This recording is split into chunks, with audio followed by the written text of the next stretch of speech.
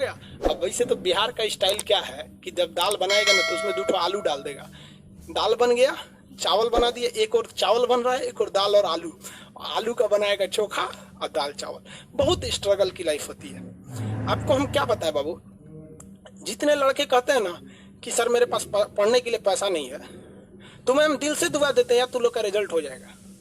सच बताते हैं, जिसने संघर्ष किया इस जीवन में उसको ये चीज हो जाता है। वो बहुत उसके अंदर मेहनत आता है पढ़ने के लिए। जिसके जीवन में संघर्ष नहीं है कभी आगे ही नहीं जा सकता है, कभी आगे नहीं जाएगा जो संघर्ष नहीं किया। आपको लगता है खान सर यहाँ आ गए, भाई आप कभी देखे होंगे ना, हम कुछ सारे गुरुद्वारा जो होता है ना, गुरुद्वारा, उसमें जाके खाना खाए हम। सोचो गुरुद्वारा में जाके खाना खाए, वो भी नहीं था मेरे पास। गुरुद्वारा में वो लोग ना गरीब अमीर नहीं देखता है, हिंदू मुस्लिम नहीं देखता है, और वहां जाके वो लोग खाना खिला देते हैं। अनाथ आश्रम में जाके खाए हैं, इसलिए आज भी अपना चलाते हैं।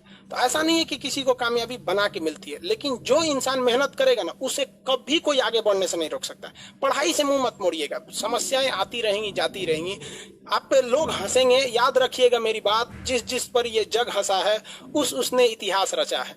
हमारे रिलेशन में बहुत से लोग कहते थे कि का ये लड़कवा को पढ़ा रही है, क्या करेगा, पढ़ के कोई राजा महाराजा हो जाता है।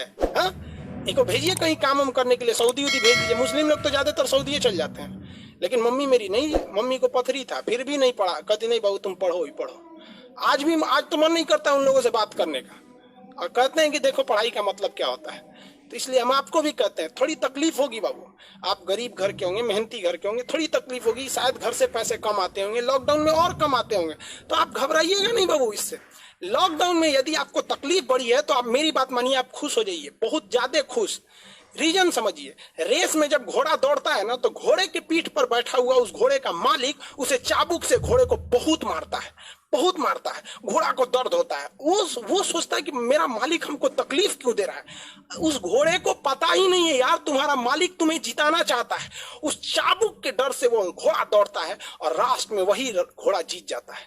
तो याद रखिएगा, आपका मालिक ऊपर वाला है। अगर वो आपको बहुत तकलीफ दे रहा है ना तो आप उस तकलीफ से घबराइए मत, बल्कि खुश हो जाइए कि आपका मालिक आपको जिताना चाह रहा है। जिस घोड़े को चाबुक नहीं पड़ेगा वो कभी रेस नहीं जीत सकता है। तो जिस इंसान को कभी तकलीफ नहीं देगा भगवान, वो कभी आगे नहीं जा सकता है। वो पत्थर कभी नहीं पूजा जाएगा जिसे छीनी हथौड़ी से तराश कर एक मूर्त की मूर्ति न दी जाएगी यहाँ पर। तो आपके जीवन में अगर तकलीफ नहीं आती है तो आप आगे नहीं बढ़ेंगे। और जिन्हें तकलीफ आती है, गरीबी आती है, समस्याएं देखने को मिलती है, पड़ोसी हंसता है, याद रखिएगा एक दिन वही लोग आपका नाम इज्जत से लेंगे वहां पर। और फिर आप उन लोगों से, खैर आप माफ कर दीजिएगा, सबको माफ कर दीजिएगा, ये बहुत बड़ा अपने आप में बल है। सबसे बड़ा बल नाभिकीय बल होता है, सबसे बड़ा बल, और सबसे कमजोर बल गुरुत्वीय बल होता है। लेकिन हमारे हिसाब से सबसे बड़ा बल होता है कि जब आप गुनाह न किए हो और आपको सजा दिया जा रहा हो और फिर आप उसे माफ कर दें। कोई आपसे बिना वजह खफा हो जाए और आप उसे माफ कर दें, ये भाई साहब दुनिया का सबसे बड़ा बल है। ये सबके पास नहीं होता है।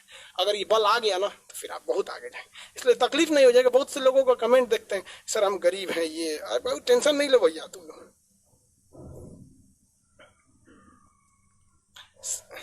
रौनक पटेल जी, मेरा कुछ ऐसा ही हालत है सर। भाई सबकी हालत ऐसी होती है।